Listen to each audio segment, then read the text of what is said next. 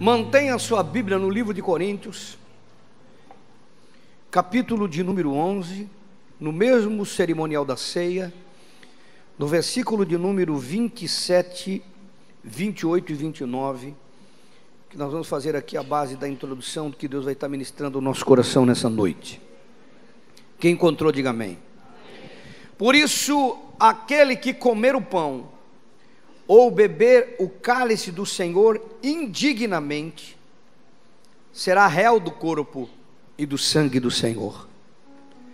Examine-se, pois, o homem a si mesmo, e assim coma do pão e beba do cálice. Pois quem come e bebe sem discernir o corpo, come e bebe juízo para si. Os que recebem a palavra de Deus, digam amém. Se assenta em nome do Senhor Jesus, deixa a sua Bíblia aberta, acompanhe comigo. Nós vemos domingo passado falando sobre o Espírito Santo, que o Pai dá àquele que pede, que bate, que busca. O Pai dá o Espírito Santo, porque o Espírito Santo é o fundamento da igreja do Senhor. E eu queria que você compreendesse isso aqui hoje, no contexto que ele é espiritual. Porque ele diz assim, ó: examine-se o homem a si mesmo, e assim coma e beba do pão, coma do pão e beba do cálice. Examine-se o homem a si mesmo. A igreja errou por muitos anos na sua coerência, achando que nós devíamos olhar para os nossos pecados, examinar os nossos pecados. A Bíblia até discorda disso, que nós mesmos nós não medimos a nossa vida da maneira que devia ser medido. E para tratar de pecado, irmão, eu não preciso de muito tempo, não preciso nem de exame para tratar de pecado. Em questão de segundos, 10, 15 segundos, você sabe o que você faz de errado, você sabe das suas falhas, dos seus vícios, das suas fraquezas, você sabe de tudo isso. Não precisa de um autoexame muito profundo para tratar de pecado. A Bíblia não está tratando de pecado, ela não está tratando de falhas, de erros, de vícios, de coisas que ainda estão intrínsecas na sua carne, na minha carne, coisas que estamos despindo do velho homem para nos vestir de um novo homem, que é o que a Bíblia fala, matando o velho homem e nos renovando num homem novo, coisas que estão implícitas na carne que não se converte, que precisam ser dominadas pelo Espírito em nós, que é o que a Bíblia nos ensina. Então, se não está tratando de pecados, está tratando do que? O fato de eu comer o pão indignamente e ser culpado, ser réu, me tornar um réu da ceia. Ao invés de a ceia me trazer um benefício, vai me trazer uma condenação quando eu tomo. Porque talvez você nunca tenha ouvido isto, que a ceia, ela pode não te trazer um benefício, mas te trazer uma condenação quando você come dela.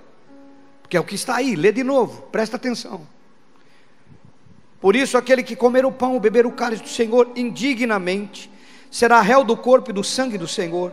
Aí ele diz: examine-se o homem a si mesmo, para que coma e beba. Ele está mandando comer e não comer, mas que ele faça um exame. Que exame? Pois quem come e bebe sem discernir o corpo, come e bebe juízo para si.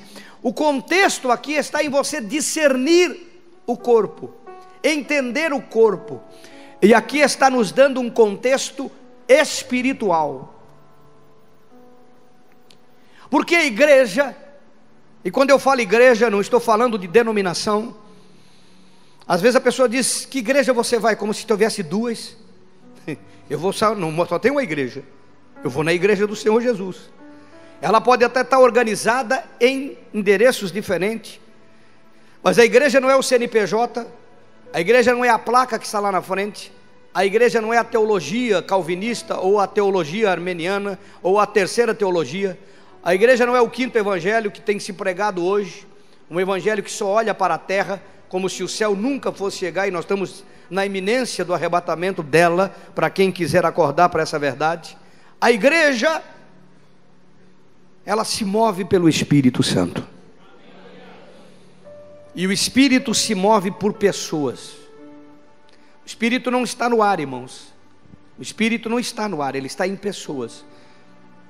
O Espírito veio para morar em pessoas. Por isso Jesus disse: eu, Pai, faremos morada em você. é pelo Espírito. Ele enviou o Espírito para morar, para estar em pessoas.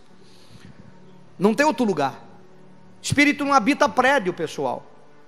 Embora você diga, aquele lugar é ungido. O lugar pode ser ungido, mas o Espírito não mora lá. O Espírito não mora em terreno, não mora em prédio, não mora em endereço, não mora em catedral. O Espírito não mora em movimento. Ele se move em pessoas, na igreja do Senhor. Alguém está aí, não? Então, para mim discernir o corpo, entender o corpo, eu tenho que ser um homem espiritual. Vamos compreender Paulo. Quando ele falou isso aqui, você vai entender por que Paulo falou isso aqui na ceia. Voltando um pouco lá em Atos. Atos dos Apóstolos, capítulo 19. Quem está aí? Quem está aí? Esse é o mês onde Deus estará falando ao nosso coração. Ele tem nos levado, nos dirigido, nos guiado sobre o Espírito Santo. Domingo passado aprendemos sobre o Espírito Santo. Eu não sei se você separou um tempo lá no seu quarto secreto para ter um relacionamento com o Espírito Santo, mas eu preguei para que você fizesse isso. E estamos continuando aprendendo sobre isso. Vamos para frente. Quem encontrou Atos 19? Versículo 1 diz assim: aconteceu que, estando Apolo em Corinto, Paulo, tendo passado pelas regiões mais altas, chegou a Éfeso, e achando ali alguns discípulos, perguntou-lhes: recebestes porventura o Espírito Santo quando crestes? Uma pergunta. Ao que lhe responderam: pelo contrário, nem mesmo ouvimos que existe o Espírito Santo. Então Paulo perguntou: em que, pois, fostes batizados? E responderam: no batismo de João. Disse-lhes Paulo: João realizou o batismo de arrependimento, dizendo ao povo que cresce naquele que vinha depois dele, a saber, em Jesus. Eles, tendo ouvido isto, foram batizados em o nome do Senhor Jesus, e impondo-lhes Paulo as mãos, veio sobre eles o Espírito Santo, e tanto falavam em línguas como profetizavam. Eram ao todo uns 12 homens.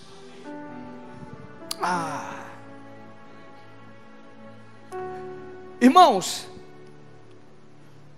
nós estamos vendo aqui, irmãos, discípulos que eram discípulos e que nem tinham ouvido falar sobre o Espírito Santo.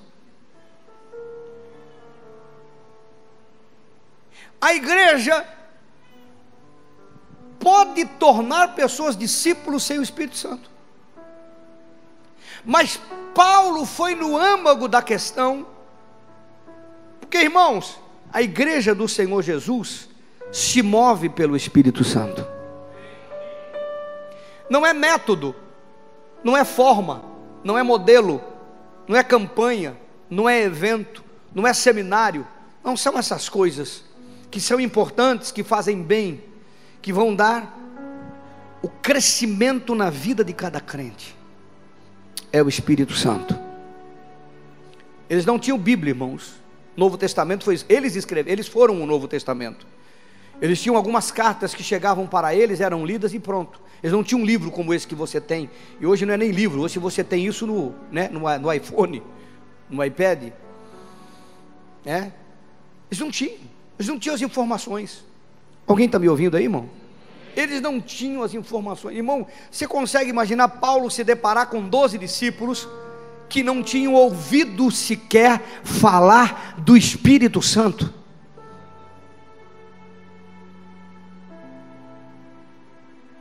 Mas que perda!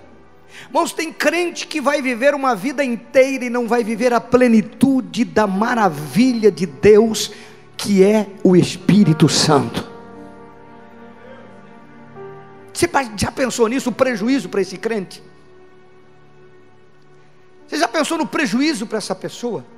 Agora acompanhe comigo o raciocínio. Essas pessoas, elas eram discípulos, porque a mensagem de João Batista, no batismo que eles foram batizados, era a mesma mensagem do Senhor Jesus. Se você pegar Mateus no capítulo 3, não é agora, você vai encontrar João dizendo: arrependei-vos, porque está próximo o reino de Deus. Ele começou a mensagem do reino, e Jesus continuou depois do batismo nas águas, depois que o Espírito o levou ao deserto, depois que ele venceu o inimigo no deserto, e ele então veio, começou a pregar. A mensagem dele diz: arrependei-vos, porque está próximo o reino de Deus. Era a mesma mensagem, por isso que eles eram discípulos, porque eles estavam seguindo a mesma mensagem. Você precisa compreender uma coisa: João Batista, ele foi o elo de ligação entre a lei e a graça. Ele foi o elo que fez a transição entre o sacerdócio no templo, onde o prédio era o lugar onde Deus visitava o povo, e deixou de ser isso para se tornar então, aonde houver 2 ou 3 em meu nome, ali eu estarei no meio deles. João Batista foi esse elo de ligação, onde o Espírito Santo visitava apenas alguns sacerdotes, apenas algumas pessoas especiais, e ele então agora passou nessa transição a vir sobre toda a carne, sobre os filhos, sobre as filhas, sobre os servos, sobre os anciões, sobre a igreja do Senhor. O Espírito Santo deixou de estar em algumas pessoas para vir sobre todas as pessoas que creem. Ele é essa transição, compreenda essa transição. João Batista era sacerdote, da linhagem dos sacerdotes. João Batista tinha o direito de ministrar no templo, adquirido por nascimento. Ele era filho de sacerdote. Ele abriu mão desse direito na direção do Espírito Santo, porque ele é aquele que estava preparando. O que ele estava preparando? Essa transição. Porque a igreja estava acostumada com o sacerdócio dentro do templo, dentro do prédio. Agora João Batista abre mão com o direito que tem, e ele então passa a vir ao deserto. Ele veio para beira, para o ladinho, para a margem do Rio Jordão, para batizar, o batismo de arrependimento. E ele começa a pregar, mas ele começa a fazer uma transição extraordinária. Primeiro, ele abriu mão das roupas sacerdotais. Ele não vestia mais as vestes sacerdotais, que eram feitas de linho fino, eram roupas caríssimas, eram roupas que hoje seriam marcas caríssimas, feito com o melhor material, porque o sacerdote vestia o melhor material. Ele abriu mão das melhores vestimentas, aparamentado, onde todo mundo respeitava, e a Bíblia diz que ele se vestia de pele de camelo. Ele deixou de usar Armani, Dudalina, para usar pano de saco da Sanrig.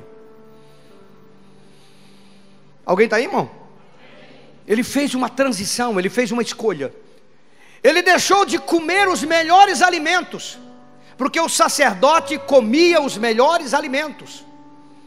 Preste atenção, no livro de Malaquias, o último livro do Velho Testamento, do Primeiro Testamento, quando o Senhor trata do dízimo, ele diz: trazer os dízimos à casa do tesouro. Do que eram feitos os dízimos? De material. O dízimo era entregue em óleo, em cereal, em farinha, em animais, em carne, em azeite, em gordura. Eles entregavam, a maioria do dízimo era entregue em mantimento, porque o povo era um povo agrícola, um povo que criava, um povo que plantava, um povo que colhia. Poucos dízimos eram em espécie. Hoje espécie, hoje o dízimo é em dinheiro, porque nós somos uma nação industrializada. Os produtos são monofaturados, é isso que se diz, não? É assim a palavra?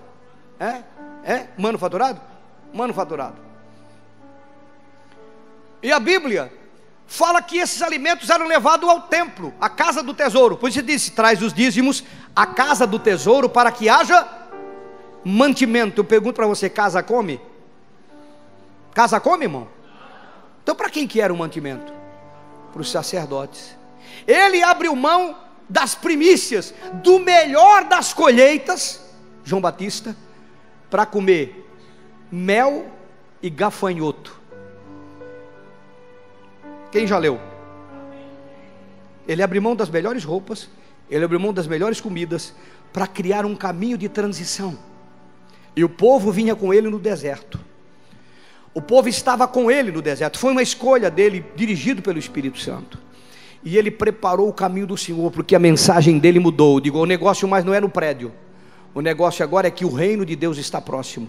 É o governo direto de Deus com as pessoas. Arrependei-vos, Essa é a palavra que ele trazia. É a mesma mensagem de Jesus e é a mesma mensagem da igreja. O que é arrependimento? Mudança de comportamento. Tem nada a ver com choro, embora possa chorar. Não tem nada a ver com lágrimas, embora possa ter lágrimas. Não tem nada a ver com sentimento e com emoções aqui na frente, embora isso tudo valha. Ele tem a ver com mudança de comportamento. Isso é arrependimento. Agora compreenda, João Batista, ele disse: eu sou a voz que clama no deserto, eu preparei o caminho, mas a minha missão é pela metade, porque eu estou batizando com água para arrependimento, para mudança de comportamento, mudança de direção. Não é mais no prédio, não é mais lá, não é para alguns, é para todos. Deus vem com seu Espírito sobre todos. Eu vos batizo com água, disse ele, mas virá outro depois de mim, que é maior do que eu, e esse vos batizará com o Espírito Santo e com fogo. O batismo nas águas é o primeiro batismo de mudança de vida, mas não é o único. Mas quantos crentes têm parado apenas no batismo nas águas? O batismo de João. Quantos crentes têm esbarrado no batismo? Oh, me batizei nas águas, e aí? Isso é a entrada. Você apenas entrou. Você está vendo o reino, como eu preguei domingo passado. Esse é o começo. Mas ele disse: quem tem compromisso com Jesus, quem se envolve com Jesus, não tem como não se envolver com o Espírito Santo. Paulo, entendendo isso, e entendendo que o corpo é discernido pelo Espírito, você não vai saber o seu lugar no corpo, o seu papel nessa geração, a sua função, o seu chamado, o porquê que Deus te trouxe, o porquê que Deus tem te chamado, o porquê Ele tem te encontrado no meio da multidão, no meio da tua casa, no meio da tua família, no meio da tua parentela, como encontrou a Abraão, que é um prenúncio de Deus nos encontrando em lugares que só Ele sabe que nós estávamos. Para você entender essas coisas, existe um único caminho: o Espírito Santo em você. Por isso que Paulo, que perseguia a igreja, pôde afirmar com a sua própria boca: eu prego o Evangelho, e ai de mim se não pregar o Evangelho. Como quem diz: eu fui levantado para isso e eu não tenho opção. Porque quando você se envolve com o Espírito Santo, a tua vida muda completamente. Uma das coisas que eu mais me apaixono é quando a Bíblia diz que Jesus foi batizado. O Pai falou do céu: esse é o meu Filho amado, eu tenho prazer na vida dele. E o Espírito veio e encheu a vida dele. E a Bíblia diz assim: e o Espírito, não é mais ele agora, não tem mais nada a ver com a vontade dele, não tem mais nada a ver com o querer dele. Ele agora não se dirige mais. E o Espírito o levou ao deserto para ser tentado. Você está entendendo, querido? O Espírito o levou. Porque se você não tiver a vivência, a plenitude, a realidade do Espírito Santo na tua vida, você nunca vai cumprir o propósito de Deus na tua existência. Não vai. Você pode ser líder, você pode estar envolvido, você pode estar trabalhando, tudo isso vai ter peso, vai ter, tudo isso vai ter recompensa, vai ter, mas a plenitude do propósito de Deus, quem vai te dar a direção é o Espírito Santo. E tem crente que está vivendo, entra ano, vem mês e vai mês, eles não param para pensar. Aliás, nem é pregado isso mais, né? Você tem percebido? É chácara, é casa, é carro, é vitória, é vitória, é vitória, é vitória. Meu irmão, eles estão pregando o efeito, mas Deus está nos chamando para entender a causa. O efeito está sendo pregado, mas Deus está nos chamando para entender a causa. Para você conseguir dar outra face quando alguém te fere, só o Espírito Santo em você consegue fazer isso. Que a pessoa carnal, ela quer revidar. Para você entender essas coisas, para você entender obediência, fidelidade, compromisso, oração, sujeição, para você entender chamado, é só o Espírito Santo em você. Eu não estou pregando hoje, irmão, sobre como é que eu sei que está, como é que eu sei que não está, como é que eu sei que ele se manifesta, se não se manifesta. Eu só sei que a Bíblia está me mostrando que tinham discípulos que seguiam o Evangelho do Reino sem o Espírito Santo. E Paulo foi no âmago da questão. Paulo se encontrou com eles. Imagine comigo, a Bíblia não fala, mas eles se encontraram, tomaram um café junto, trocaram ideias. Era comum da igreja estar em comum, morarem, um hospedar o outro na casa. Então Paulo foi hospedado, com certeza, eles hospedaram Paulo. Paulo foi conversando com eles e começou a observar que eles eram discípulos que conheciam o evangelho do reino, que estavam seguindo a palavra da verdade, mas faltava alguma coisa. Irmão, quem tem o Espírito Santo tem trejeitos. Vou falar de novo. Pega aí. Quem tem o Espírito Santo tem trejeito, irmão. Eu não estou falando de cacuete de crente, não. Não confunda com o que eu estou pregando aqui, não. Aquele aleluia sem nexo no meio da reunião. Não é isso que eu estou falando. Mas tem trejeito. Dá para perceber. E Paulo percebeu. E Paulo chegou ao momento para esse pessoal, o seguinte: vocês receberam o Espírito Santo? Porque de certo no momento daquele de oração na mesa, no momento daquele de oração no quarto, no momento de oração, a igreja orava, no momento daquele de oração, Paulo, oh aleluia, e tá, língua do Espírito, língua dos anjos, e tá, revelação, e o pessoal ali, e pô, esses caras são estranhos. Não existe uma diferença entre quem é avivado, quem tem o Espírito Santo e quem não tem, que você não faz ideia. Aliás, quando você vai numa oração contínua, dá para ver certinho quem tem o Espírito Santo, quem ainda está longe dele.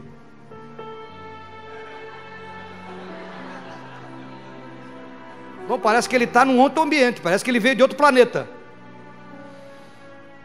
Desculpa aí, eu estou falando, mas bota amor nas minhas palavras. E Paulo, naquela oração contínua, viu aquele pessoal com o olho arregalado, nem um aleluia para dizer a verdade. E disse: escuta, vocês já ouviram falar no Espírito Santo? Está isso na sua Bíblia, não? Vocês já ouviram falar no Espírito Santo? Que vocês receberam o Espírito Santo quando creram? Olha a palavra de Paulo: vocês receberam o Espírito Santo quando creram? Porque, meu irmão, quando você crê, é natural que você tenha um envolvimento com o Espírito Santo. Nós temos que voltar à raiz da natureza da igreja, que se move pelo Espírito e não por método. O método contribui, mas não é o motivo, é o Espírito que faz a obra. Quem converte, quem convence, quem transforma, quem liberta, quem opera, quem cura, quem faz, é o Espírito Santo, irmão. E Paulo disse: vocês receberam o Espírito Santo quando creram? Os caras olharam uns para os outros assim. What?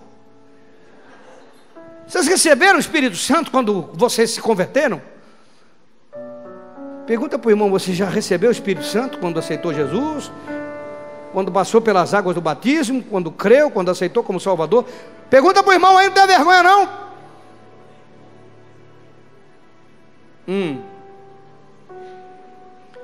Ou você ainda é daqueles pseudos cristãos que diz: não, o tempo do Espírito foi lá só no livro de Atos.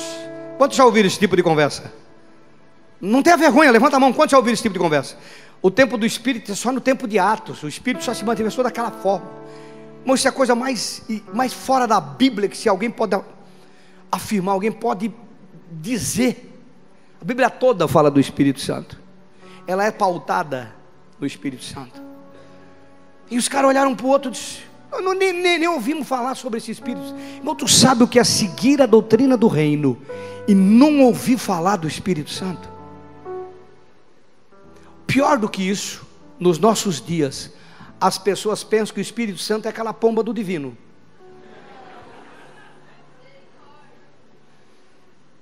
Você acha engraçado? Tem gente que pensa que o Espírito Santo é um fundo musical, numa reunião onde Deus vai trazer a fazenda e a chácara, e fica ali, oh, aleluia, acabou. Tem reunião assim hoje.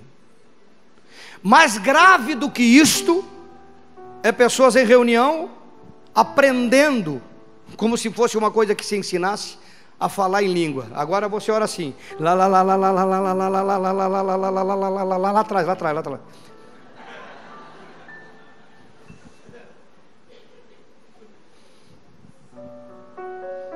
Me lembrou de uma anedota do Alá, a tomada desligada lá. Alguém está aí, irmão? Mas essas coisas acontecem e você sabe que acontece.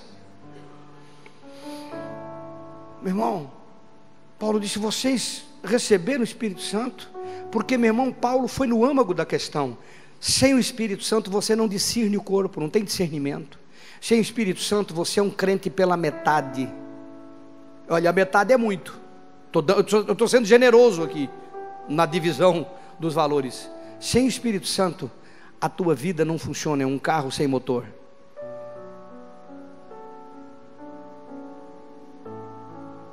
Mas nós nem ouvimos.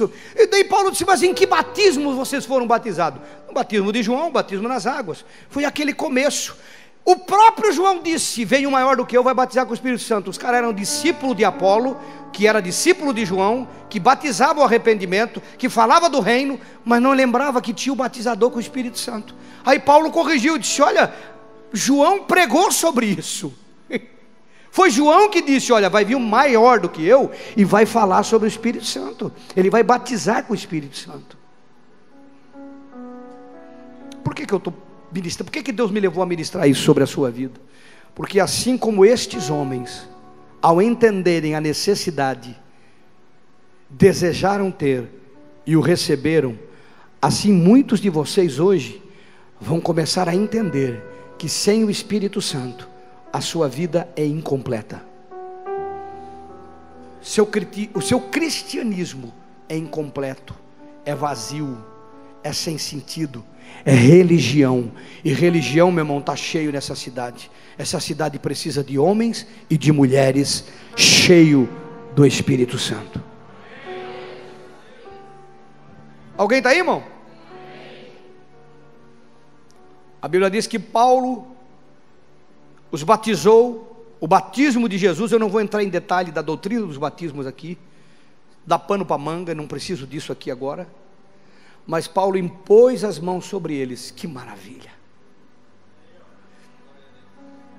Ontem teve céu na terra.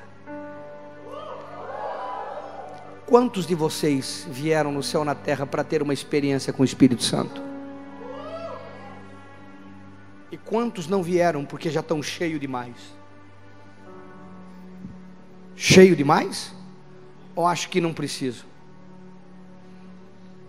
Meu irmão, eu fui 2 vezes no Cat Fire, no Canadá, só para ter experiência com o Espírito Santo.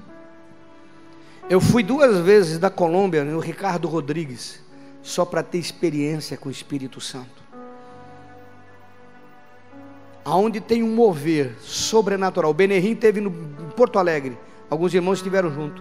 Eu fui lá só para ter uma experiência com o Espírito Santo. Ah, pastor, o senhor não tem Espírito Santo? Claro que tenho. Mas quem já pisou no Santo dos Santos, em outro lugar, não sabe viver. Meu irmão, a diferença de crente convertido e religioso convencido chama-se Espírito Santo. Alguém está aí, irmão? Só para contribuir aqui, abre em Romanos. Vai ser doído essa aí. Passa aí toma um comprimido de Gadernal aí para ler comigo aqui. Romanos capítulo 8. Quem encontrou? Meu Deus. Versículo 9. Quem está aí? Vós, porém, não estáis na carne, mas no... Aí ele faz um adendo. Se de fato o Espírito de Deus habita, mora, faz morada em vós. Se alguém não tem o Espírito de Cristo, esse tal não é.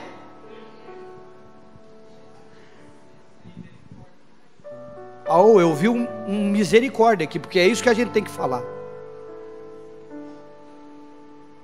O que te torna filho, cidadão do reino e herdeiro da eternidade, o selo da promessa, o penhor de garantia que foi colocado na sua vida como garantia da tua salvação, se chama Espírito Santo.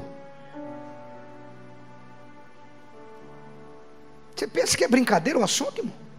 Você pensa que dá para relevar e para deixar para outro dia? Preste atenção nas bodas, na parábola das virgens, todo mundo conhece aqui.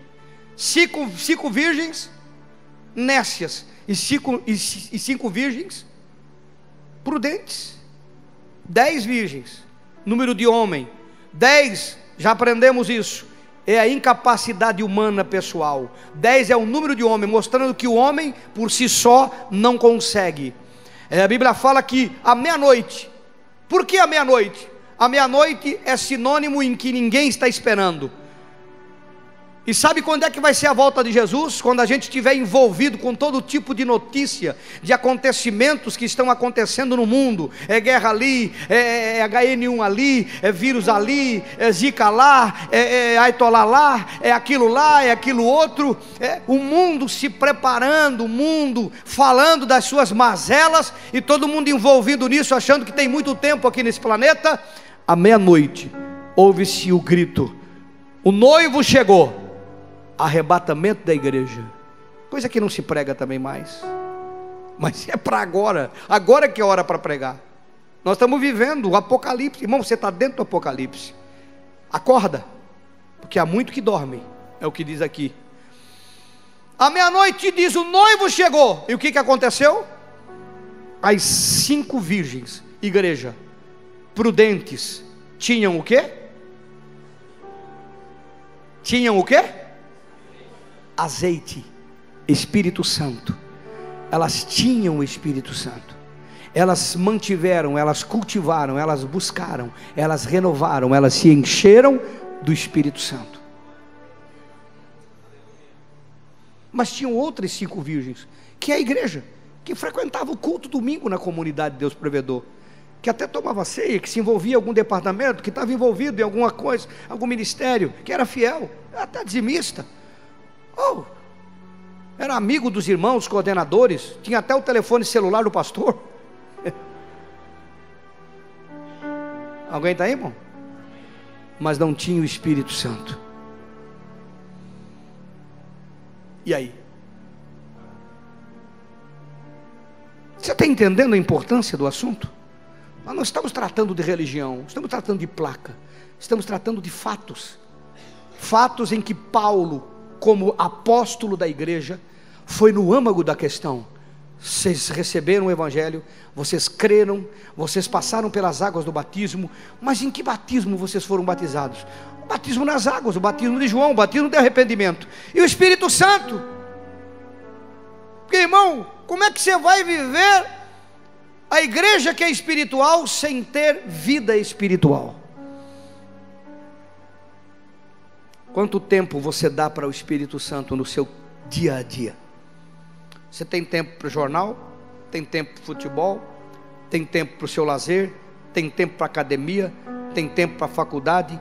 Tem tempo para trabalho? Tudo isso é necessário, com certeza, tudo isso é bom. Tem tempo para ir no cinema? Tem tempo para assistir um filme? Tem tempo para a família? Tem tempo para muita coisa. São justas.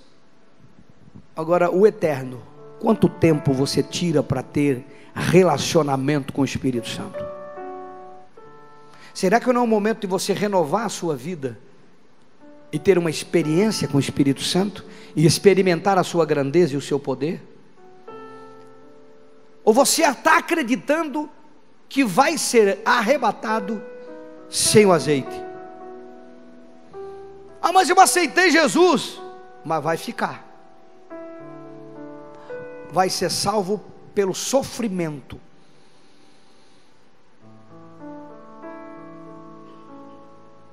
E se morrer antes, vai prestar conta do vazio de vida que levou com Deus.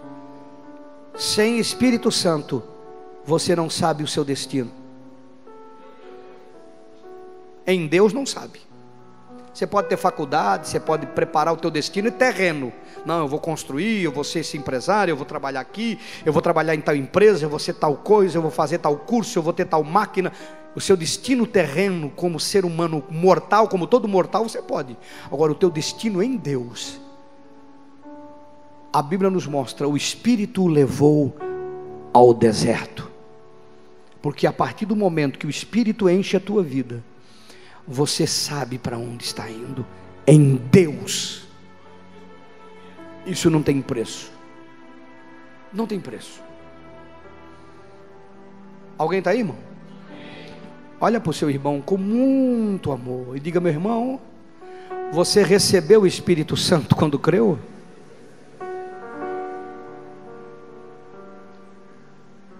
Olha para o irmão e diga: meu irmão, você já fala na língua dos anjos, na língua do Espírito? Eu quero encerrar aqui, irmão, olha para mim. Língua dos anjos, língua do Espírito, é o jardim de infância, é o berçário do nível espiritual do crente. Falar em língua é o básico do básico. Paulo até disse: olha, vocês falam demais, falem em casa. No culto faz uma barulheira falando em língua estranha, ele disse. É bom orar em língua, é necessário orar em línguas, mas preciso que se profetize, que se revele, que se tenha interpretação, que se tenha visões. Vocês precisam buscar dons. Alguém daí, irmão? Porque a língua estranha, irmão, é o beabá do crente. Porque a língua estranha é o teu telefone vermelho. O Espírito intercede com gemidos inexprimíveis. Quando você fala em língua, você está orando a vontade de Deus para a tua vida. Porque tudo se move aqui por oração. E quando é do Espírito é a melhor que existe. Em português você ora 5 minutos. Abençoa o pai, a mãe, o trabalho. 5 minutos, você diz: meu Deus, só passou 5 minutos. Não aguento mais orar. Todos vocês são assim, porque vocês são humanos, eu também sou. Agora, quando você ora no Espírito, você ora 1 hora e você não percebe. Alguém está me ouvindo?